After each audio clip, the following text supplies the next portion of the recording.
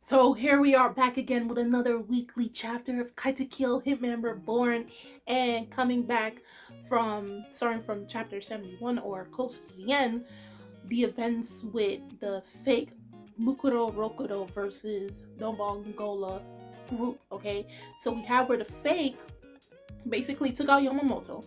Gokudera can't fight because he's suffering from the symptoms, the basically the side effects after getting treated by Dr. Shamal, right? Bianchi, as I stated in the last video from 71, she's not really meant for upfront battle. She's not, hand to hand or anything. She's more for like sneak attacks, assassin type of tactics, right? So she was the only one in line of defense that can take on the fake Mukuro Rokudo, right?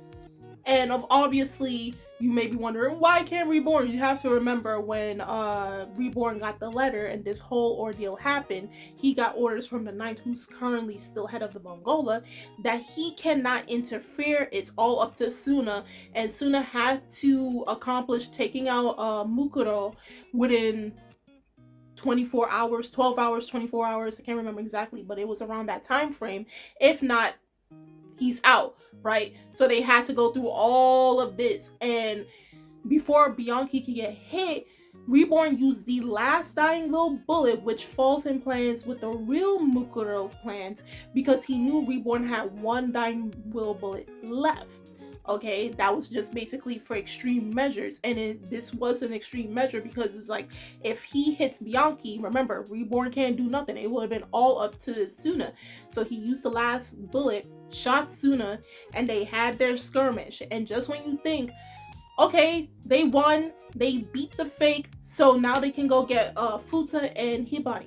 Comes to find out he comes out unscratched, and he's like, there is no hope. It reminds me of that dude. I don't watch Black Clover, but there was a point in time I saw a video on YouTube where he's like, Zetsubo, despair, despair, despair. That's all that was going through my head when I seen the fake continues. Like, there is no hope but despair. You guys can't fight back or anything. I'm going to crush all your dreams, all your hope, and all of that stuff.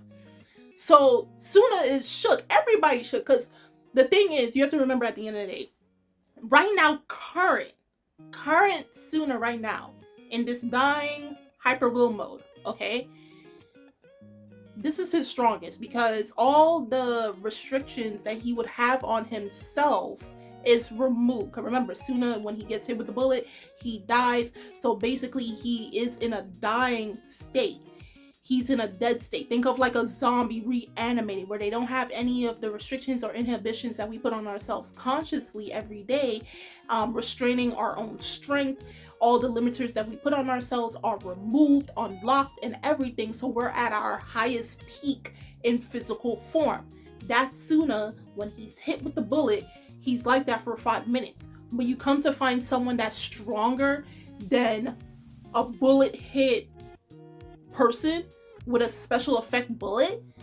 So everyone is shocked. Well, those who are consciously awake are shocked by this ordeal, because it's just like you would have thought, okay, Tsuna's able, every opponent that Tsuna had to deal with, even though they weren't serious opponents, but every person that Tsuna had to deal with while in this mode, he was able to surpass them, whether in speed or in strength. And to find that there's someone who, while still conscious, who's not in a dying will state, is physically stronger than Tsuna, and you're like, okay, if he is, what we're gonna do? So he takes the ball up, he throws it, then he instantly jolts to Tsuna, right? Tsuna gets hit. Like, you never seen Tsuna get this injured. Like, we always seen Tsuna get injured, but in a more comedic way, where he always bounces back up. But this is a straight up savage punch to the gut, and then when he's down kneeling over, the fake knees him up. He knees the hell out of Tsuna's face. Like, you see all the blood. And he's like, okay, this is how I'm going to finish you off. And then we have where Bianchi and Reborn are like, what the heck is going on? This can't be. Tsuna, in his strongest state, is getting outclassed, and you're like, so there's no chance of winning. There's no chance of Tsuna being able to beat this fake, you know? So he goes and grabs the iron ball, because remember, the fake threw the ball up into the sky, and then he grabs it and crushes Tsuna, and you think, yo, this fight is over. Goodbye, good riddance, everybody's dead, we gotta go home, this is the end of the arc. Yeah, Tsuna doesn't survive, none of them is going to survive. Then Tsuna gets up. He's injured, obviously, but he gets up and so you're not going to be able to defeat me. Your will is too weak. And you're like, wait, what? What do you mean his will is too weak? This dude just literally crushed you under his iron will ball. Is there something else I can help with? That was Siri. My bad. And then he crushes Tsuna under his iron ball, okay? And then both of them about to go at it. Tsuna hits him really hard, and at that moment it was just literally a clash between two wills. So he does defeat the fate Mukuro, and then Tsuna is out of the dying will mode. The 5 minutes has passed during the duration, so he has won. Okay, he beat the fake. And then he's like, you didn't have no intention to actually kill me. And he's like, everybody's like, wait, what? Huh? What do you mean I didn't have no intention to kill you? And the reason he says that is because while he's in that particular mode, he can feel people's emotions. Like, he can get waves of understanding people through their emotions, the way they think and everything. Not to say like he can see their thoughts, but the emotion that they're extruding out of their body, probably like how you say their will, if you will. Tsuna is able to understand it. He's able to feel it himself. He can feel the intention if someone has ill will towards him, or if there's someone that really doesn't mean him no harm. He's able to feel that a lot more when he's in his will mode, his dying will mode, okay? And he felt throughout the duration of the fight that the fake Mukuro had no such intentions towards Tsuna or even his group. And we find out who he truly is. So because of that, Tsuna never had the intention to actually go against this guy and hurt him. I mean, yes, he had to fight him and everything, but because of what he was feeling towards him, he's like, I'm just gonna go knock you out. So while that's happening, the fake tells us how he was basically tricked into this whole ordeal by the real Mukuro Rokuro, you know? And before that can happen, actually, I did skip a part. He actually, just before he can really explain himself, right? Or did I? No, I'm right. I'm misplacing certain events. But what really happened was he's explained that he comes from a family. He was on the streets before and everything, and he got picked up by one of the mafia families. And as his years were growing in the family and they treated him right, and he wanted to repay back the people that picked him off the streets and took care of him during his years, right? And then he picked up his boss, picked up another young orphan off of the streets, which was Mukuro. And Mukuro was treating him like a part of the family, like a little brother, treating him right, okay? Then one day he comes home and finds everyone in the family dead. Everyone in the group is dead, okay? And then it keeps occurring that people are dying by his feet. Come to find out that Mukuro put him under an illusion that makes him blank out. He's not able to fend for himself, and before he knows it, it's his hands covered in blood. He was controlling him the entire time. A little kid was controlling a grown man. Okay, that was what Mukuro was doing when he was a child. Okay, and just before he can give even more information, out of nowhere, he gets stabbed basically like Gokudera, but from the side. He got stabbed multiple times, and it comes to find out, I didn't even realize, the needles that Chikusa used are poisonous needles. So he gets stabbed, and all you see is pure blood on his face and everything, and he's slowly dying, okay? But the thing is, the poison needs at least an hour. So it's a slow activating poison, but you have to get the treatment within an hour in order to combat it and take out the poison, kill it off inside of the body before the person who got attacked with it dies. So thank God for Dr. Shamal when it came to Gokudera.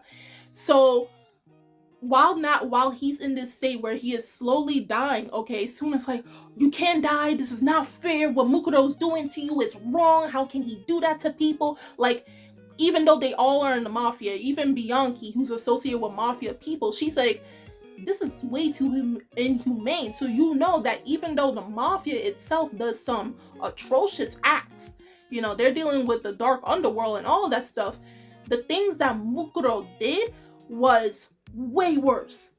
He did some underhanded tactic that I don't even think most Mofasos were willing to do, okay? And so Suna's like, okay, but you can't die, I need to know your name so I can help you and everything. And then he says, my name is Lancia, okay? And they're probably more than likely going to try to contact Dr. Shamal again so they can help Lancia, because despite him being in a mafia family, you can tell he is a man with a good heart and a good head on his shoulders, despite being associated with an organization that does really shady work and does have blood on his hands. But you can tell he was raised right. He's a good individual. And so Tsuna is enraged by this, and they're like, no, we have to find a real Mukuro Rokudo. Because the things he did, he manipulated people to kill others, use them and kill others despite them probably treating him right. You know, he made this poor man suffer, and all that happened, they stated, what he did killing off his family was 5 years prior to currently what's happening. So this man had to be carrying in his heart the lives he took, the lives that protected him and helped him and made him who he is. He ended up taking those very same lives. So you can understand the burden and the pain that Lancia is going through, because those were the same people that took him off the street. And he did the same for Mukuro. His boss did it, and they treated him with love, and they cared for him just like family, and he turned around and did all of that. But I do have to say, keep that in mind, because you might think, why would he do that if they treated him right? You know, Mukuro has his reasons, and everyone is just a chess piece, okay? So it's really messed up. But now they're angry. Gokudera is fine. The effects that were affecting him are now gone, so he's fine. But Yamamoto is down for the count. He got knocked out. He got TKO'd in the fight, so he has to be put somewhere safe while the rest of them, Reborn, Bianchi, Gokudera, and Tsuna, all go into the building. How they are able to go into the building, Bird, who got knocked out like 2-3 chapters ago by them after the whole ordeal with trying to hurt Kyoko and Haru, his birds are still there. And basically they say that the birds were trained that in case their owner was taken out for the count or injured or anything, they are to report back to where they came from. So the birds were flying right back to the building where Mukuro and Chikusa and the rest are currently located at.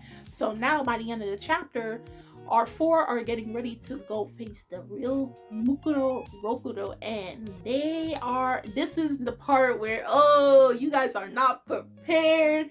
For those who have read the manga already, who have watched the anime already, you know, this is the tipping point, the change of Katekyo Hitman Reborn, that if it wasn't for this arc, we wouldn't have this series. I'll just say this. A lot of people tend to forget this particular arc, but this is the start. This literally is the start of what the series is known for. The most iconic moment that changed the entirety of this series happened in this arc. Okay, and then you also saw within this arc as well, despite Tsuna being a scaredy cat, Tsuna doesn't stand for injustice. He doesn't stand for people hurting people. He cares about even strangers, as we clearly saw how worried he was for Lancia. First he was his enemy, now he is someone that he's willing to help, someone he's willing to back up, have their back.